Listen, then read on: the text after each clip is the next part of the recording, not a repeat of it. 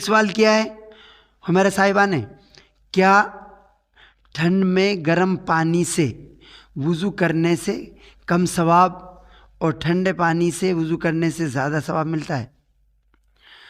تو یہ اگر آدمی کے پاس گرم پانی ہے اس کے پاس تو آدمی گرم پانی سے کرے، چونکہ اپنا آپ کو مشقت میں نہ ڈالے۔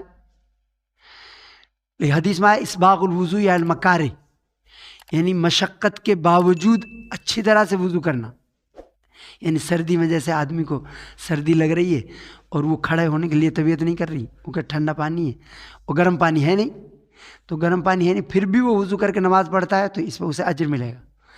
لیکن اگر گرم پانی بھی موجود ہے، ٹھنڈا پانی ہے، تو اچھا ہے وہ گرم پانی سے کرے، اپنا آپ کو مشقت میں نہ ڈال، چونکہ اگر اسے کچھ ہو گیا تو پھر وہ کہے گا جی میں نے زکام ہو گیا اور میں نے ٹھنڈے پانی سے وضو کر لیا تھا، گرم پانی تھا حالانکہ۔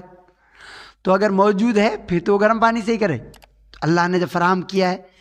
لیکن اگر نہیں ہے اور پھر بھی وہ ٹھنڈا ہے پھر بھی وہ کرتا ہے اسی سے وضو، اگر بیماری کے بڑھنے کا ڈر ہے، یہ بیمار ہے تو وہ تو تیمم کرے، اس کے لیے اللہ نے رخصت دی ہے، تیمم کرے، اس کا استعمال نہ کرے ورنہ تو بیمار ہو جائے گا، وہ کہے گا کہ بھائی وضو کی تھی ورنہ۔ اسی طرح نماز کے لیے حکم ہے کہ آدمی نماز کے لیے جائے تو وضو کر کے سکون اطمینان کے ساتھ جائے۔ اگر نماز ہو رہی ہے جماعت کی، تیز نہ دوڑے چاہے نماز نکل جائے، کیونکہ وہ تیز دوڑے گا پھسل گیا پیر تو وہ گر جائے گا، وہ کہے گا میں تو نماز کی وجہ سے گر گیا تھا، تو الزام رکھے گا وہ اس پہ نماز پہ۔ حالانکہ آپ صلی اللہ علیہ وسلم نے منع فرمایا اس کہ وہ ایسے نہ کرے، آرام سے چلے سکون سے۔ اور اب ایسا ہوتا ہے چونکہ شاندار ہماری مسجدیں ہوتی ہیں، پھسلن ہوتی ہے، پھسل جاتے اچھے اچھے لوگ۔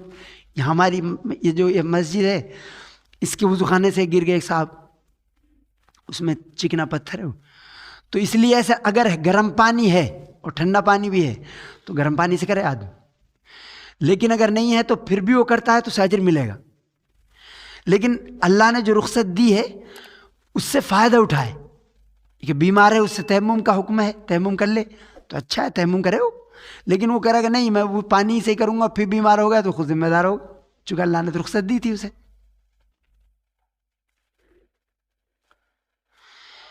ایک سوال یہ کیا ہے حاجرہ بیگم صاحبہ نے کہ ہم اپنی لڑکی کے لیے رشتہ دیکھ رہے ہیں، اچھا رشتہ ہو جاتا ہے پر ٹوٹ جاتا ہے، ایسا بہت وقت سے ہو رہا ہے، کیا یہ کسی بندش کی وجہ سے ہوتا ہے؟ تو یہ بندش اصل میں یہ الفاظ جو ہیں بندش یہ پرشین کا لفظ ہے اور یہ انڈین میڈ ان انڈیا ہے، یہ ہمارے بر صغیر میں یہ بنے سب چیزیں۔ تو وہ جو کاروبار کرتے ہیں ان چیزوں کا، جو ان کا کاروبار اس کے بغیر نہیں چلتا، تو وہ کاروبار کرتے ہیں کہ تم پر بندش ہو گئی ہے۔ غیر مسلم بھی یہی کرتے ہیں کہ تم پر سنیچر آ گیا ہے، وہ آ گیا ہے تم پر، تو پھر اس کا وہ کرتے ہیں۔ تو یہ بندش وغیرہ تاکہ لوگ ان کے پاس آئیں گے، اگر وہ یہ نہ کہیں کہ بندش ہے تم پر تو آئے گا کون ان کے پاس، ان کا بزنس چوپٹ ہو جائے گا۔ تو اس لیے ہوگا بندش، حالانکہ بندش کا مطلب اگر یہ ہے، بندش کا اگر مطلب یہ ہے کہ یہ کسی نے روک لگا دی ہے، کوئی بھی روک لگا دے تو ایسا نہیں، تو اس کی اللہ کی اجازت کے بغیر یہاں کچھ نہیں ہوتا۔ اور نفس اور شیطان ہر شخص کے ساتھ لگا ہوا ہے، یعنی جو صاحب یہ بتا رہے ہیں بندش ہے، نفس اور شیطان اس کے ساتھ بھی لگا ہوا ہے سب کے۔ اسی لیے آپ صلی اللہ علیہ وسلم یہ دعا مانگتے اللہم، اے اللہ نفس کو میرے پاک کر دے، زکیہا وانت خیر من زکاہا انت ولیہا و مولاہا، اے اللہ میرے نفس کو پاکیزہ بنا دے، یعنی آپ صلی اللہ علیہ وسلم یہ دعا مانگتے اور تو ہی پاکیزہ کرنے والا ہے، وانت خیر من زکاہا۔ تو یہ بندش وغیرہ یہ کام کو رکاوٹ پیدا کرنے والی کی ذات صرف اللہ کی ہے، کوئی اور نہیں کر سکتا کہ بندش لگا دکان بند کر دی وہ بند کر دی، ایسا نہیں ہوتا۔ یہ ہماری بدعمالیوں کی وجہ سے ایسا ہوتا ہے، چونکہ فرائض اب یہ کہ جان بوجھ کر فرائض کو چھوڑنا، فرائض کو چھوڑ دیتے ہیں، یعنی یہ عام لت ہے، جان بوجھ کر فرض چیزوں کو چھوڑ دیتے ہیں۔ ماں باپ کی اطاعت فرض ہے اس سے غافل ہیں، نماز فرض ہے اس سے غافل ہیں، اور اکثر مسلمان یہ سمجھتے ہیں کہ صرف جمعہ کی نماز پڑھ لی کام ہو گیا، جمعہ کو ہی فرض سمجھتے ہیں اور نمازوں کو فرض ہی نہیں سمجھتے ہو۔ اسی طرح معاملات، سود سے بچنا فرض ہے اسے نہیں، اللہ کی نعمتوں کا شکر ادا کرنا فرض ہے، وہ شکر ادا نہیں کرتے، بے پناہ نعمتیں ہمارے پاس. اور مشکلات مصائب جو آتی ہیں کسی بھی طرح کی، ان پر صبر کرنا فرض ہے. ان جو مسائل آتی ہیں نا، مثلا کسی نے بندش لگا رکھی ہے، اب یہ دوسری پریشانی ہو گئی. ایک تو وہ مسئلہ ہو گیا ہمارا رشتے کا، ایک اب یہ بندش کا مسئلہ ہو گیا دوسرا. اب اس کے لیے پریشان ہیں، گھوم رہے ہیں وہ لوگوں کے پاس. حالانکہ آپ صلی اللہ علیہ وسلم جادو کیا تو یہ آیات نازل، سورہ معوذتین نازل ہوئی، قل اعوذ برب الفلق، قل اعوذ برب الناس. اس سے آپ صلی اللہ علیہ وسلم کا علاج ہوا، ساری بندشیں ختم ہو گئی. تو ہم بھی اسی طرح علاج قرآن سے، حدیث سے. تو اللہ کے نام، اللہ کے اسما اور قرآن پاک کی تلاوت میننگ کے ساتھ، فرائض کی پابندی، اور جو گناہ چھوٹے بڑے ہوئے ان سے توبہ استغفار. تو کثرت سے توبہ استغفار. حدیث میں یہ ہے کہ استغفار سے بند دروازے کھل جاتے ہیں. من کل ضیق مخرجا. اگر بندش بھی ہے کسی بھی طرح کسی نے لگائی ہے، ابلیس شیطان نے بھی، تو وہ کھل جائے گی.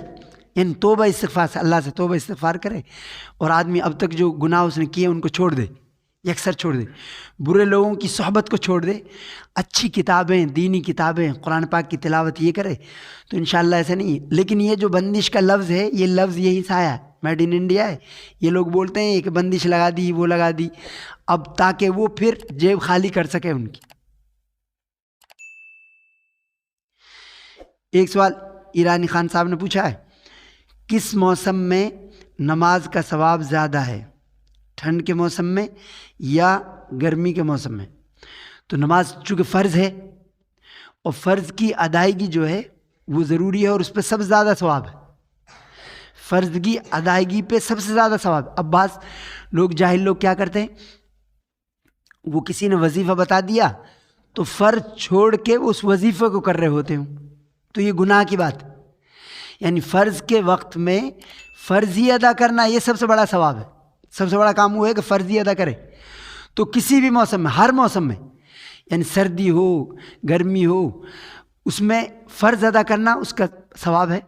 لیکن ٹھنڈ میں اگر آدمی تہجد پڑھتا ہے تو اللہ اس میں خوش ہوتا ہے بہت. آدمی خود کھڑا ہوتا ہے اور بیوی کو جگاتا ہے، پھر دونوں وہ تہجد پڑھتے ہیں نفل، تو اللہ بہت خوش ہوتا ہے اس سے کہ دیکھو صرف میری محبت میں، میری اطاعت میں، میری رضا کے لیے یہ لوگ اٹھیں، کسی اور چیز نے ان کو نہیں کھڑا کیا، صرف میری محبت میں اٹھیں، کیوں کوئی دیکھنے والا ہی نہیں وہاں، تو کہ نماز کون پڑھ رہا، نہیں سب سو رہے ہوتے ہیں، تو وہ اللہ کو پسند ہے. لیکن فرض کسی بھی موسم میں آدمی ادا کرے گا تو اللہ کو پسند ہے اور وہ ضروری ہے، اس کے ذمہ ہے وہ. لیکن نفل اگر کوئی سردی میں پڑھے گا خاص طور سے تو اللہ بہت خوش ہوتا ہے اس سے.